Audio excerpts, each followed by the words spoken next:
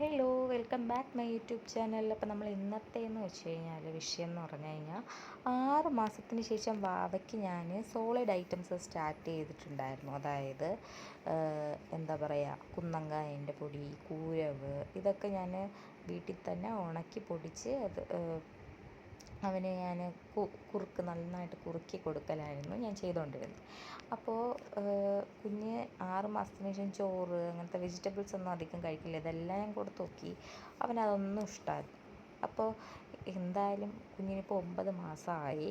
അപ്പോൾ പോഷകങ്ങൾ കൂടുതൽ നമ്മളെ കുഞ്ഞിന് ചെല്ലേണ്ട ടൈം കഴിഞ്ഞു. അപ്പം ഞാൻ വിചാരിച്ചു ഹെൽത്ത് മിക്സിൻ്റെ ബേബി വീറ്റ എന്ന് പറഞ്ഞ് ഈ ഒരു പ്രോഡക്റ്റ് മേടിക്കണം. അപ്പോൾ ഇതിലൊത്തിരി ധാന്യങ്ങൾ അടങ്ങിയിട്ടുള്ള ഒരു കൂട്ടാണ് കേട്ടോ. ഇത് നന്നായിട്ട് ഇത് വരുമ്പോൾ തന്നെ നന്നായിട്ട് വറുത്താണ് നമുക്ക് നമ്മുടെ കയ്യിൽ കിട്ടുന്നതെങ്കിലും ഞാൻ നന്നായിട്ട് കഴുകി ഉണക്കി അതുപോലെ തന്നെ വറുത്ത് പൊടിച്ച് അഴിച്ചിട്ട് കുറുക്ക് കാച്ചിയാണ് ഞാൻ കൊടുക്കുന്നത്. അപ്പോൾ ഇതിൻ്റെ കൂടെ തന്നെ ഞാൻ നട്ട്സ്, അതായത് ബദാമോ ക്യാഷുവോ വാൾനട്ട്സോ നിങ്ങളുടെ ഉള്ളതുപോലെ നമുക്കിതിൽ ആഡ് ചെയ്ത് കൊടുക്കാം.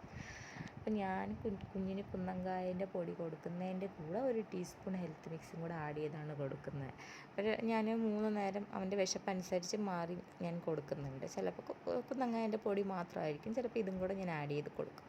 ഇത് ഒരു നേരം അല്ലെങ്കിൽ 2 നേരം 1 സ്പൂണോ ഒരു അര സ്പൂണോ നമ്മുടെ കുഞ്ഞിൻ്റെ ശരീരത്ത് പോയി കഴിഞ്ഞാൽ തന്നെ ഒരുപാട് ഗുണങ്ങളാണ് ഇതിലുള്ളത്. കാരണം ഇതിൽ കെമിക്കൽസ് ഒന്നുമില്ല, വീട്ടിൽ തന്നെ ഉണ്ടാക്കുന്നതാണ്.